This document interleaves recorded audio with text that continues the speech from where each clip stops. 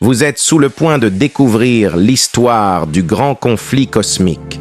Dans cette vidéo, vous allez découvrir les secrets cachés de l'histoire de Lucifer. Vous êtes-vous déjà demandé pourquoi Lucifer, l'un des plus puissants anges du ciel, a choisi de se rebeller contre Dieu? Dans cette vidéo, nous plongeons dans les mystères entourant sa chute et vous révélons les détails fascinants que vous n'avez jamais entendus auparavant. Cette vidéo vous transportera au-delà des limites de votre imagination et vous offrira une expérience visuelle et intellectuelle hors du commun. Sûrement, vous êtes l'une des premières personnes à pouvoir découvrir cette vérité aujourd'hui.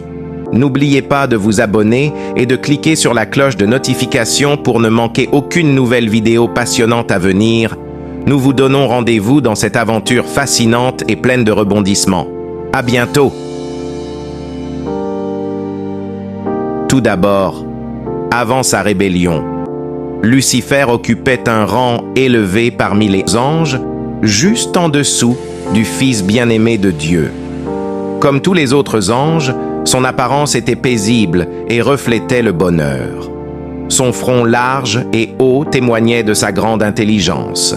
Sa forme était parfaite et son attitude noble et majestueuse. Une lumière spéciale émanait de son visage, une lumière plus brillante et plus belle que celle des autres anges. Cependant, Jésus, le Fils bien-aimé de Dieu, était supérieur à tous les anges. Lucifer était jaloux de Jésus et petit à petit, il apprit le commandement qui incombait à Jésus seul. Le Créateur suprême a convoqué tous les habitants du ciel afin de rendre un hommage particulier à son Fils en présence de tous les anges. Le Fils était assis sur le trône avec le Père, entouré des multitudes célestes des saints anges. Le Père a alors déclaré qu'il avait lui-même établi Jésus, son Fils, à son égal. Ainsi, partout où son Fils était présent, le Père était également présent. Il était impératif d'obéir à la parole du Fils de la même manière qu'on obéissait à la parole du Père. Le Fils avait reçu l'autorité nécessaire pour guider les habitants du ciel. Entre autres choses, il devait collaborer avec le Père pour créer la terre et toutes les formes de vie qui y existeraient, conformément au plan de la Providence. Le Fils exécuterait la volonté et les desseins du Père sans prendre d'initiative personnelle. La volonté du Père serait accomplie à travers Jésus. Lucifer était jaloux de Jésus-Christ. Il le enviait. Mais quand tous les anges se prosternèrent devant Jésus pour reconnaître sa supériorité et son autorité légitime, il s'inclina avec eux. Cependant, son cœur était rempli de haine et de jalousie. Christ faisait partie du conseil spécial de Dieu concernant ses plans, alors que Lucifer ne les connaissait pas. Il ne comprenait pas et il n'avait pas la permission de connaître les intentions du Très-Haut. Mais Jésus était reconnu comme le souverain du ciel.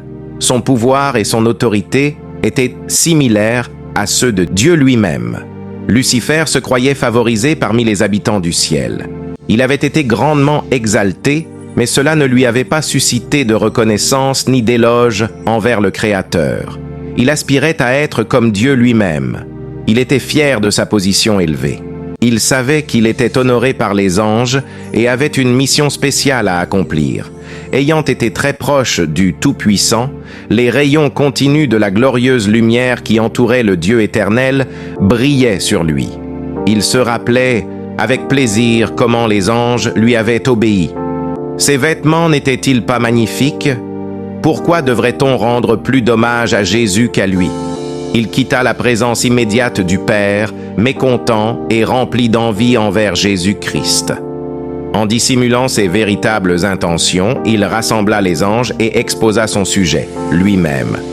Se faisant passer pour une victime, il dit que Dieu avait préféré Jésus et l'avait mis de côté. Satan affirma que la belle liberté dont les anges avaient joui jusque-là était désormais terminée. En effet, un chef avait été nommé pour les diriger et ils devraient en maintenant se prosterner servilement devant lui.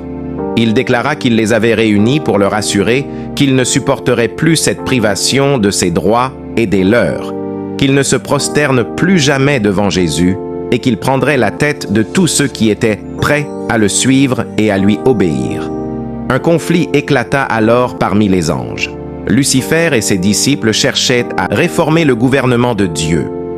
Ils étaient mécontents et irrités de ne pas pouvoir comprendre la sagesse incompréhensible de Dieu, ni deviner les plans qu'il avait formés en élevant son Fils et en lui conférant un pouvoir illimité. Ils se révoltèrent contre l'autorité de Jésus. Les anges fidèles ont tenté de convaincre le puissant ange rebelle de se rallier à nouveau à Dieu. Ils ont expliqué que Jésus méritait les honneurs qui lui étaient accordés par Dieu et ont essayé de persuader Lucifer qu'il n'était pas moins honoré qu'auparavant. Ils ont souligné que Jésus était le Fils de Dieu et avait toujours eu une place importante auprès de lui. Malgré leurs efforts, Lucifer a refusé d'écouter et s'est éloigné, accusant les anges fidèles d'être des esclaves. Il a réussi à inciter d'autres anges à se rebeller, promettant un nouveau gouvernement meilleur et plus libre. Les anges fidèles ont averti Lucifer des conséquences de sa rébellion et l'ont exhorté à se repentir. Ils ont rappelé que la loi de Dieu était sacrée et que toute désobéissance serait punie. Ils ont encouragé les rebelles à renoncer aux tromperies de Lucifer et à reconnaître leur erreur. Ces anges fidèles ont insisté sur le fait que résister à la loi divine était impossible, car elle était aussi sacrée que Dieu lui-même. Ils ont engagé Lucifer et ses partisans à se présenter devant Dieu pour confesser leur erreur d'avoir remis en question son autorité. Malgré tout, Lucifer était flatté par l'adhésion que ses idées suscitaient parmi les habitants célestes. Il espérait devenir l'égal de Dieu, dirigeant ainsi toute l'armée céleste avec sa voix impérieuse. Son obstination ne faiblissait pas, ignorant les avertissements des anges fidèles quant aux conséquences de ses actions. Les anges fidèles étaient à la fois surpris et attristés de constater que Satan réussissait à corrompre certains habitants du ciel, les persuadant de le suivre dans sa rébellion. Lucifer promettait un futur nouveau et meilleur, où chaque individu serait libre. Cette perspective séduisait de nombreux anges qui se disaient prêts à le suivre comme guide et commandant en chef. Face à cette situation, les anges fidèles ne cessèrent d'implorer Lucifer et ses partisans de reconsidérer leur position. Ils les avertirent des conséquences graves qu'entraînerait leur entêtement. Ils rappelèrent que Dieu, en tant que créateur des anges, avait le pouvoir de leur retirer leur autorité et de punir sévèrement leur rébellion audacieuse et redoutable. Dans une ultime tentative pour ramener la paix et l'harmonie, les anges fidèles conseillèrent aux rebelles de ne pas se laisser tromper par les arguments mensongers de Lucifer. Ils les exhortèrent à venir ensemble se présenter devant Dieu afin de confesser leur erreur et de reconnaître l'autorité souveraine du Créateur. Un grand nombre de dissidents étaient prêts à écouter le conseil des anges fidèles. Ils devaient se repentir de leurs ressentiments et demander à être réintégrés dans la faveur de Dieu et de son Fils. Mais Satan affirmait qu'il connaissait bien la loi divine et que s'il s'y soumettait de manière servile, il serait déshonoré et ne retrouverait jamais sa haute mission. Il déclarait qu'eux-mêmes, ainsi que les anges restés sous son influence, avaient été trop loin et devaient en subir les conséquences, car ils ne s'inclineraient plus jamais de manière inconditionnelle devant l'autorité du Fils de Dieu. Il affirmait que le Très-Haut ne leur pardonnerait jamais et qu'ils devaient maintenant revendiquer leur liberté et s'emparer par la force des droits qui ne leur avaient pas été accordés de bon gré. Les anges fidèles se hâtèrent d'aller trouver le Fils de Dieu et l'informèrent de ce qui se passait parmi les anges.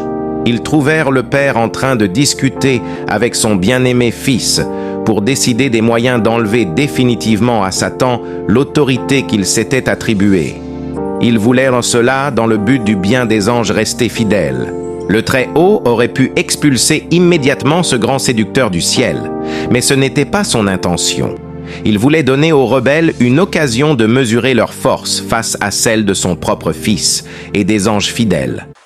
Lors de ce combat, chaque ange pourrait ainsi choisir son camp et manifester sa décision publiquement.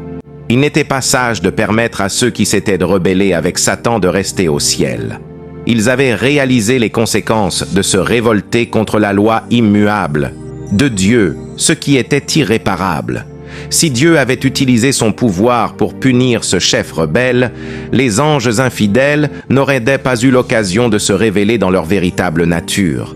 C'est pourquoi le Seigneur décida d'agir différemment afin de donner à tous les habitants du ciel une preuve évidente de sa justice et de son jugement. Merci d'avoir regardé la vidéo jusqu'à la fin. L'histoire n'est pas finie.